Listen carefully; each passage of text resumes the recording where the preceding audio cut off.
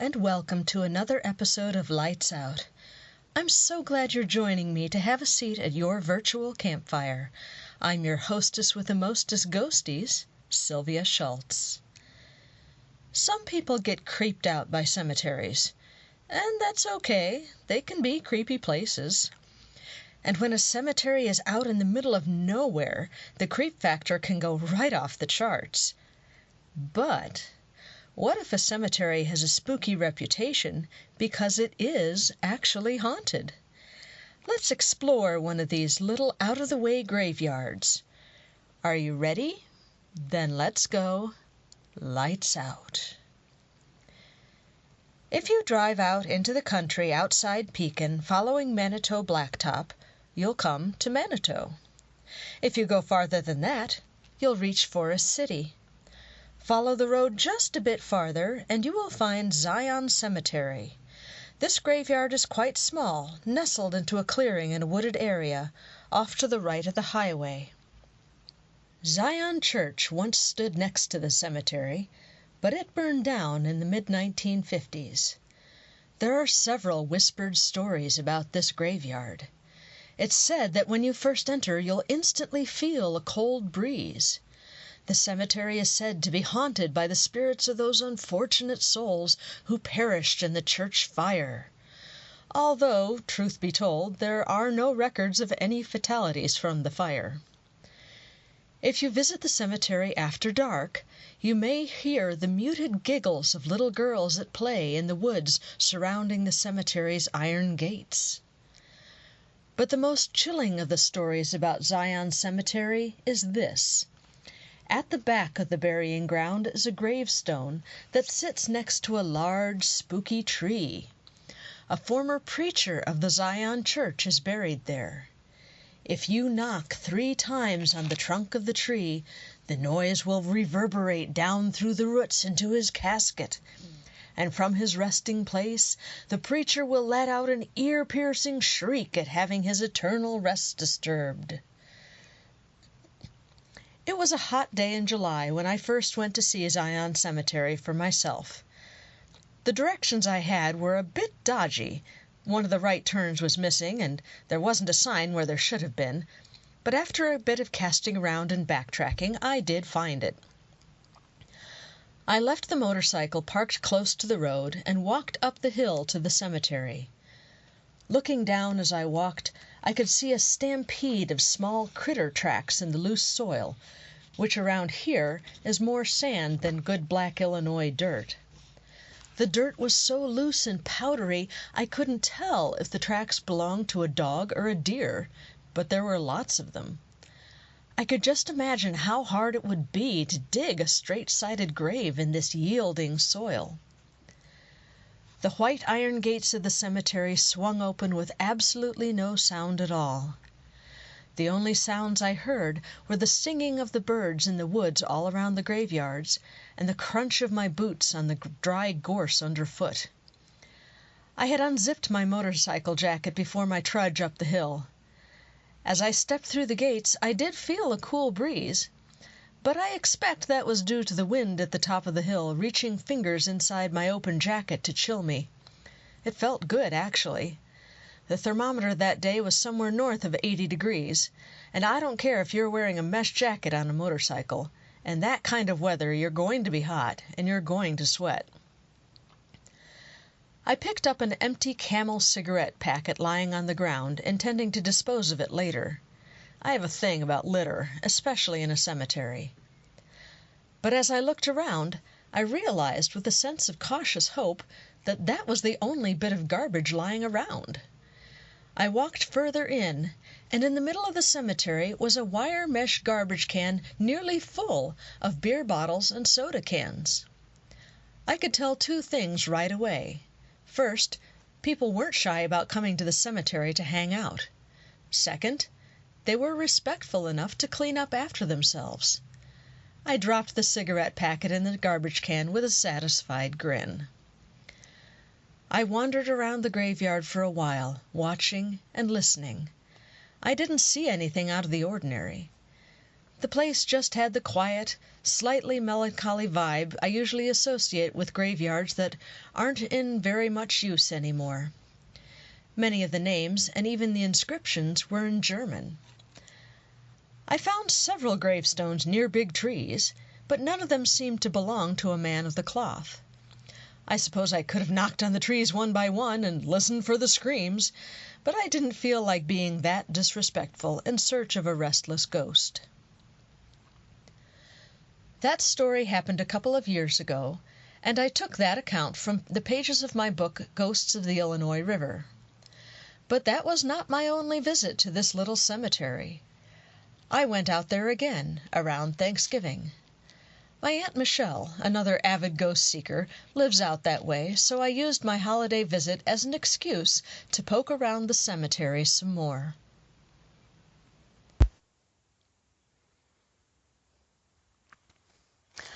November 22nd, 2018, Thanksgiving Day, and I am at Zion Cemetery.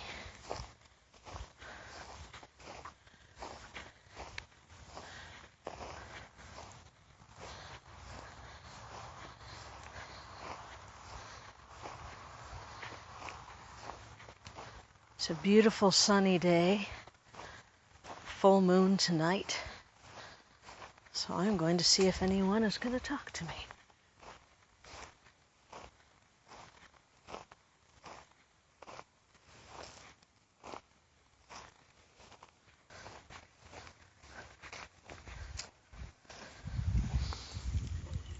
I'm picking up this beer can. I'm going to throw it in the garbage here.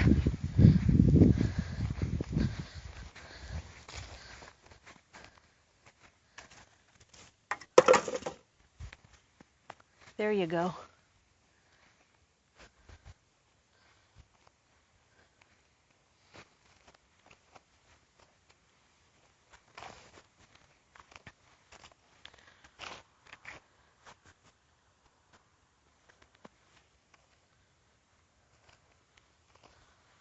Some of these stones are so very pretty.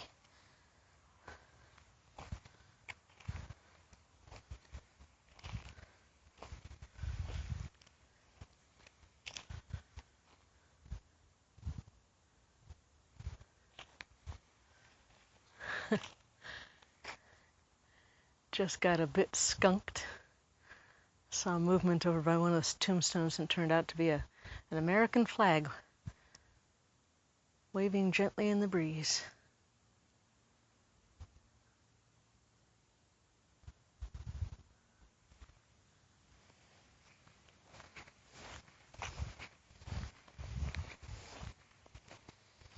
If there's anyone who would like to come and talk with me, please feel free.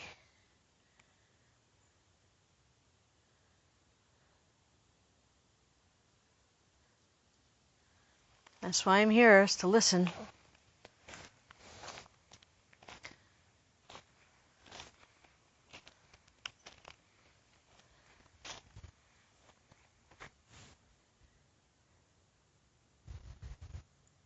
Anything you'd like to say, go ahead and say it.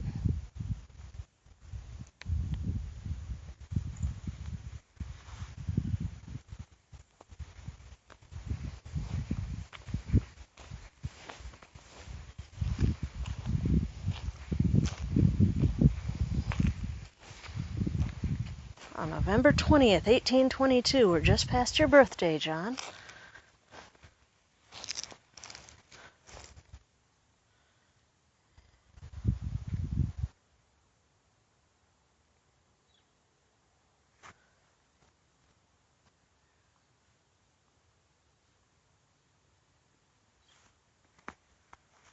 Happy birthday.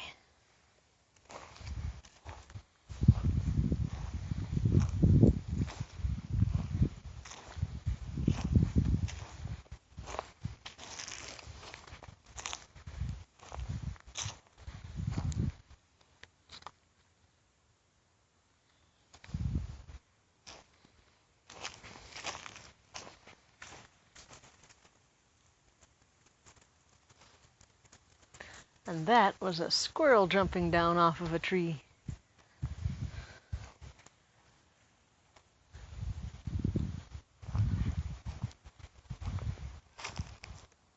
I think it was a squirrel. Doesn't sound big enough to be a deer. But we certainly have deer footy prints here.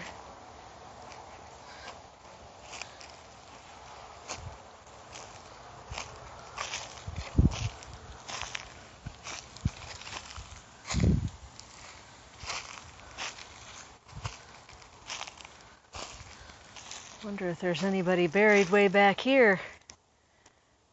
Looks like there might be. Is there anyone buried back here?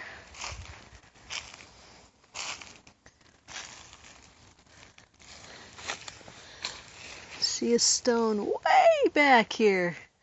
Looks like a military stone. There's a flag here, a little bronze monument. Who are you? John Schroeder, G.A.R. vet. From Hurley Funeral Home. So there is somebody back here. Hello, John. Thank you for your service.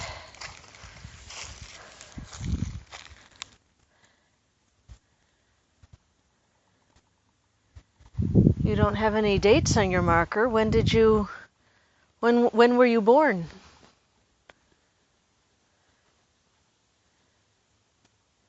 John, can you tell me when you were born?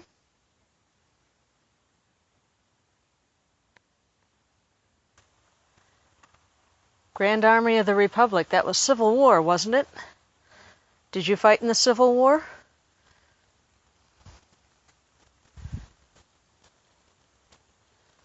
Did you fight in the war between the states?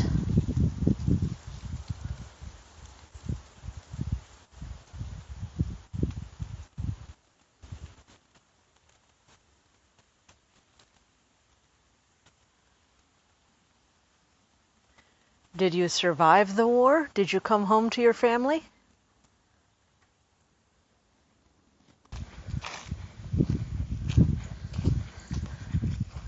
Whew. The sun is shining and it's about 60 degrees out here, which is lovely for late November. But it's still a bit chilly if you're in the shade and the wind blows.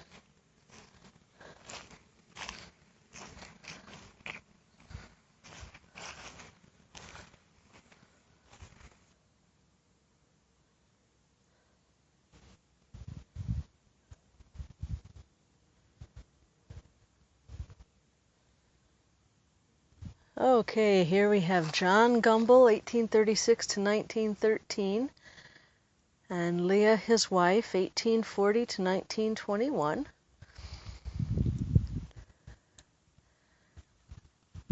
And here we have an absolutely gorgeous tombstone. I think I've taken a picture of this already. We'll have to get another one. A gorgeous stone belonging to Lucy Gumble, wife of John Beck, June 10th, 1868 to April 7th, 1903. Looks to me like Lucy is your daughter, John and Leah. Is that right? Was Lucy your daughter?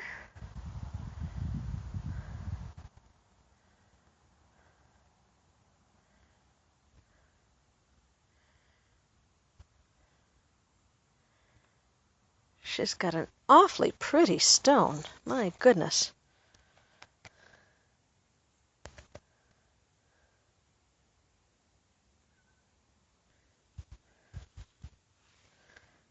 And it's 1:27, so I have to go. All right, I'm going to walk to the gate here. If there's anyone who wants to follow me to the gate, that's as far as you can go. And if there's anyone who wants to talk to me while I'm walking, that would be wonderful. I welcome your company on my walk.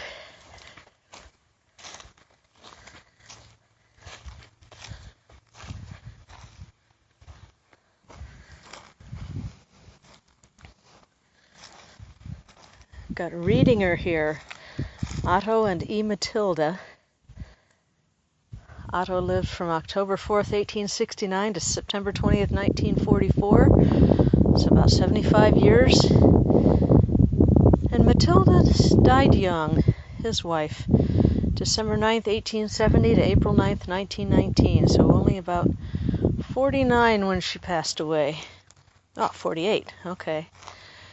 And there's another stone here that says Lawrence Leslie, son of Otto and Tilly Reedinger. December 20th, 1908 to October 4th, 1910. Our little darling. And that is another really pretty stone. You didn't even make it to age 2, poor kiddo.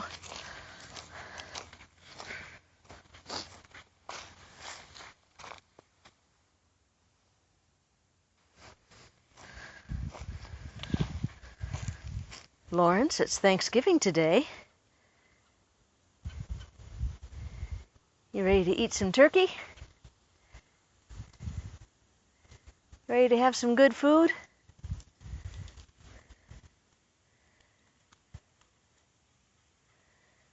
Are you looking forward to Santa Claus coming soon?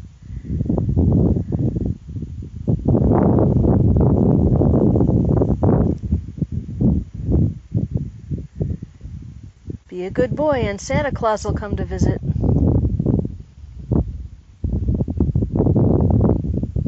Will you be a good boy?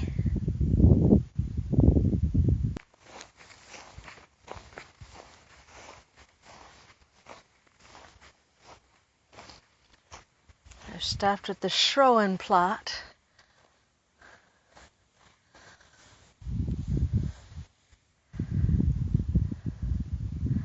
And one of the big stones here with the flag is the Stone of Justice Schroen.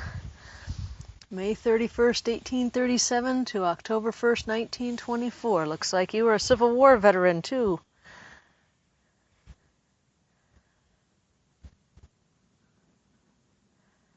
Well, I am thankful today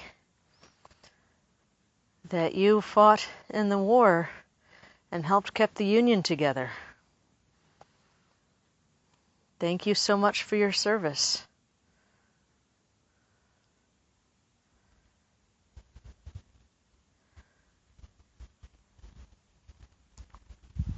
And your wife, Katharina Himmel, November 5th, 1845 to May 15th, 1908.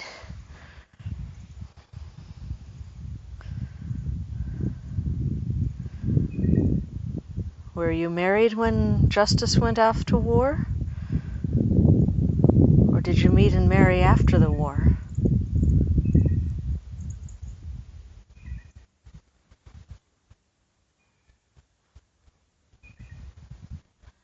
Were you his sweetheart that was left behind?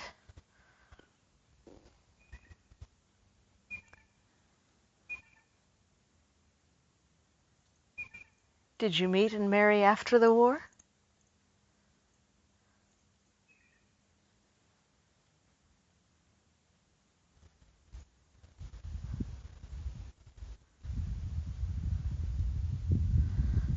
Well, Justice, thank you for keeping the Union safe.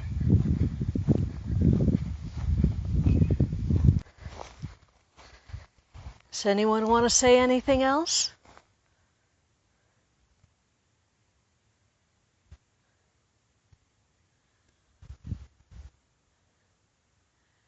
Thank you for letting me visit you on such a beautiful, beautiful day.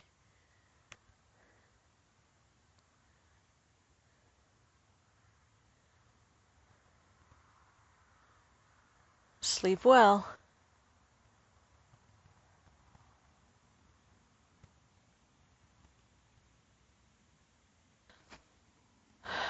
Okay. Goodbye. Thank you for talking with me. Thank you for letting me visit. Goodbye.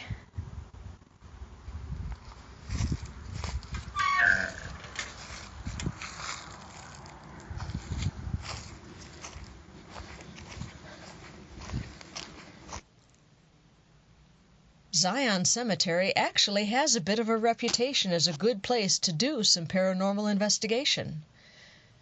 Ghost hunter James Brija has been out to the burying ground several times, and he and his group have always come away with some great stories. He was kind enough to share some of his experiences with me. My grandmother actually saw a ghost. Have you ever heard of Zion Cemetery? I have, yes. She's seen the ghosts out there. Really? I've been there twice and I never saw anything. She's seen the ghosts naked eye once at night and 3 times during the day. Nice. It was 2 or 3 times. Uh-huh. And the first time we saw it, I was in high school, and this is when I really began exploring the paranormal. I was 16, back in 2002. Mm-hmm. And I was in high school, and some guys told me about this haunted cemetery. Mm-hmm. And I was telling her about it. She said, oh, we got to go check it out. Yeah, okay. So we went out there during the day one time, snapping pictures, taking pictures, and we had just a tape recorder. And we decided, well, some of us are going to come back at night. Mm-hmm. So we do. It's the weekend, whatever. And we go out there, and we're looking around, shining flashlights and taking pictures again and stuff. And of course, one of the legends was if you touched Lucy Gumpel's headstone in the back, you'd get knocked out. Mm-hmm. Well, I've got a picture of me with my hand right on it, nothing happened. We're like, this ain't nothing. Mm-hmm. So we walk back down to the car, and my grandmother turned around to close the gate behind us, because the gates are always open up there for a reason. So she closes the gates. Okay. And you know how the cemetery has like an uphill and then a downhill? Yep.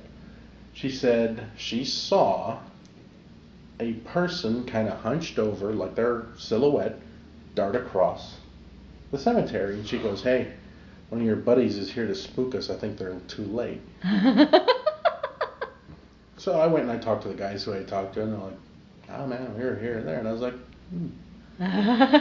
So we visited the place several times over the years. Mm-hmm. And man, did we get a lot of EVPs out of there. One of the reasons we kept going back is on the tape recorder we heard this random yell. Oh. Just playing it back on the hand recorder. Nice. So we were like, all right, we got to get some digital stuff.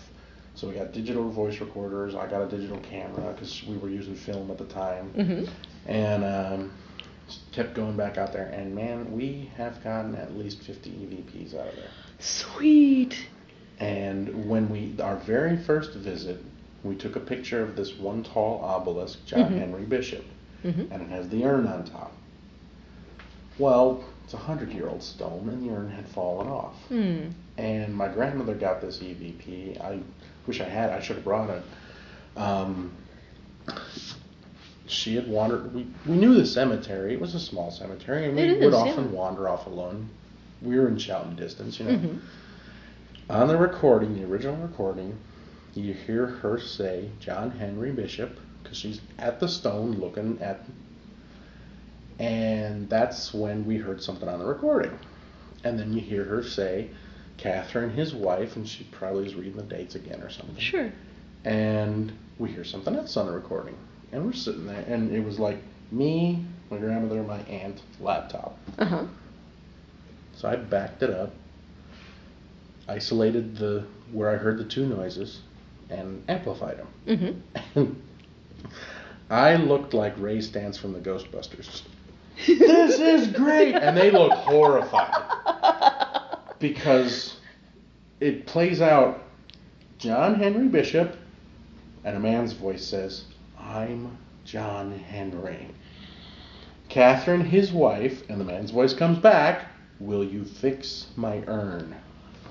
Oh yeah, it gives me goosebumps thinking about it to this day. Nice. Oh, that's so cool. Yeah, and I'm just like, this is my Christmas. Yes. And they're like, oh my God, I was standing by it. So we did actually wind up going out there. We rented a man lift, towed it out there. Cause at the time, we were trying to figure out who took care of the cemetery. Right. It's mowed and everything. Somebody's got to. Sure, yeah. I think it says on the sign that somebody takes care of it. Well, it says who restored it, but it doesn't say the actual care. Oh, okay. So we tried to get permission, but we were like, well, screw it, we're going to go do it anyway. And we did take the urn back up, and we cemented it back on the headstone. Nice. Never got a thank you, though. Oh. We fixed several headstones that day that had fallen over and stuff.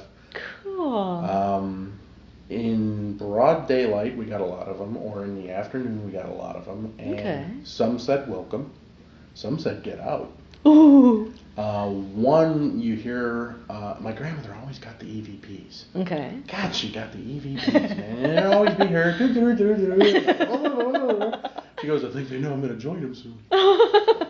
Well, there's a headstone there. Schroen is the name. It's kind of like up on the right, one of the first rows. And she kind of brushed some grass off from one of the mowers, and I can't remember exactly what she said, but it was about Schroen, and one of the dates was not complete. The person hadn't died yet. And his voice goes, get the heck away from Schroen and get out. Whoa! That's a nice long EVP. One of the ones that got me creeped out, because I'm used to this stuff. It's hard to spook me. Yeah. This one gave me, I was like, when it happened. Tell me. It was a chilly night. Not real bad, but like 50s, 60s. Weather I'm used to wearing a t-shirt in. And we're standing like three of us talking, just doing, they're not bothering us tonight, they're being quiet. And my left forearm felt like I had it in a fridge. And I'm not paying any attention to it, you know. Yeah. And I just went, man, my left arm is really cold. There's a woman's voice on the recording, just about right after I say that, go, I really like his arms. And I'm like, Somebody was copping a feel. yeah, apparently. I'm glad she was just taking out my arm. My God. We've taken weird pictures there. Now, my grandmother, like I said, she gets to see all this cool stuff. And I'm like, I never get to see anything. I know, right? Even my ex-girlfriend, she went out there with us and she saw stuff. I'm like, we were out there, and her and her friend Nancy, and me and my girlfriend at the time, Jill, we were in separate cars. I was like, why don't you guys meet us there? I'll head to the house and get some equipment, and we'll go there. Cool. Because it was on the way. We were in Pekin. So my grandmother said, honest to God, I thought you were here before us. I was like, why? She said, I saw a guy, similar build to you, walking around looking at their hand like they had a device, and there's nobody there. We beat you guys here. I was like, what? She said, when we were coming up the drive to the cemetery, I saw that, and I said to Nancy, oh, looks like the kids beat us here. And then your car's not there. And I was like, huh, you're so lucky. Another time, I don't remember if it was while we were fixing headstones or it was just a bright, sunny summer day, and we were towards the back of the cemetery. And she said, did you see that? What? She said, I saw somebody dressed in all white dart across the cemetery. Nice. Similar to what she had seen that first time, just somebody go from this end to that end. Nobody there. No. Neat! Why don't I get to see this? Right? So one time, we loved going out there so much because we could test the new equipment out there. Yeah. It was just about like a lab environment. It was isolated, and we knew, we get stuff here. Well, I said, let's try an experiment. There are people from the turn of the last century that probably like classical music. What if I bring my car into the cemetery and play classical music with the doors open? I had a Mustang at the time. Fabulous. And see if that makes them more active. Maybe we'll get something on film or something. Yes. Well, I'm sitting in the passenger seat of the car, and I'm going through radio stations, and my girlfriend of the time is standing right next to me. Get on some classical music, and she goes, what was that? I'm looking at the radio. What? No!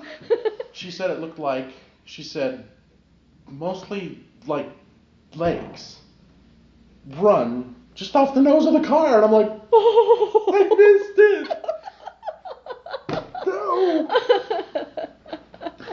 No. One time we were over, Nancy and my grandmother Jerry, they were by John Henry's stone because we got that EVP there. We want to talk to him. Yeah. And she said, I looked back towards this row here, just under the tree line, where Schroen is at. And she said, I saw an orange ball of light the size of a basketball. middle of the night, and she's like, I thought it was a reflection of a star or a plane, and I'm looking, and it's just sitting there right in front of the stone. And then she says it just kind of drifted off and into the ground. Oh. I said, you're kidding. I missed that too. You did. I feel your pain. So we go out there one night, and I just got a new camera, and it was a Canon digital SLR camera. And I was like, let's go test it and see how good it takes pictures at night. So I had set it on a tripod in night mode. And the way the night mode works on that is it'll open its own flash, and when you hit the button, the shutter opens and the flash goes off, and the shutter stays open and then closes. Ooh. So it's like open, pow, close. Okay. About, depending on how dark it is, it'll meter itself out. It's a neat camera. You can run it just about full automatic like a point and shoot, or full manual, and everything in between. Nice. And the night mode's kind of neat because it lets more light come in, you know. Well, I snapped a picture, and it pops up on the screen. I go, what the hell is that? And what? Everybody. I was like, wait. And I took another one. Took another one. All right. So, like, the first picture is of, like, row and stone, that row of headstones. Nothing's there. Second picture, this great blue streak. And I'm thinking, well, if it was only about 3 or 4 seconds of the shutter, that thing's got to be moving like 3 or 4 feet per second. And it was just this big, bright, light blue, just off, like almost like it came off the stone, just about a foot in front of it. Just and I'm like, and every picture after that, nothing. What the heck did I just? What was that? And it wasn't a bug. It couldn't have been a bug because it was illuminated. I'll have to find the picture and send it to you. Yeah. Because it is illuminated. It has its own light source. It's not a reflection, not nothing. Because I now, was it casting a shadow on the stone? No. It's just this light. Okay. Wow. And I knew from experience to, if you see something weird, immediately don't move, take another picture. Yes. And I was like. And it's good that you did, because before and after. And we had been out there before. I had just point and shoots at the time, and every once in a while you'd snap a picture with a blue light in it. And one time I got it. I think I've lost that picture in a hard drive crash, unfortunately. But like if you're standing, there's this light, perfectly round, pure white. But the outer ring of it is blue, and it's a white, bright spot. And I was like, ooh, how pretty. But what is it? Because out there's a lot of pine trees, and at certain times of the year, you'll get a lot of dust photos from the pollen. So you'll get orbs that are kind of dim and got that appearance, but they're dim. They're there, and usually you'll see them in the flash of the camera. Like, I'll take a picture like this so I can see if I catch anything with the naked eye, if the camera catches something. Cool. And you'll see the pollen drifting. No, this is like you're holding a flashlight at the camera. Wow. And I was like, how do I keep catching this stuff? Now, one of the ones, I let Nancy take my camera one time because I was setting up video equipment. I wanted to catch this thing that was darting across. So I'm setting up video equipment, and I'm testing and doing and setting. And I had the Mustang set up at the time that I could lay out all the equipment and run a cable back to the car and view it from the car. Ooh, slick. And she's taking pictures. She's like, I hope it didn't take too many. I was like, I don't care if it didn't take all day to go through and take pictures. We, broad daylight, like afternoon, nothing going on. She got a picture, and I'm looking at it, and I was like, what the heck is that? There's like this shadow in the picture. So like, big broad picture, long distance shot, like a wallpaper shot basically, and kind of under the trees. So like here's Schroen's row, and it would have been like here. This shadow, and I'm like, what the heck is that? So I started zooming in on it. I was like, guys, look at this. It looks like somebody's sitting in a 19th century wheelchair. Ooh. And some parts you can't make out, but some parts you can. And the reason I say 19th century wheelchairs, you know how the bigger wheels used to be more front, and the back wheels in the back? You can make out the spokes in the front wheels. And it looks like there's another person standing behind them. It's less defined, but there's something behind that as well. And I was like,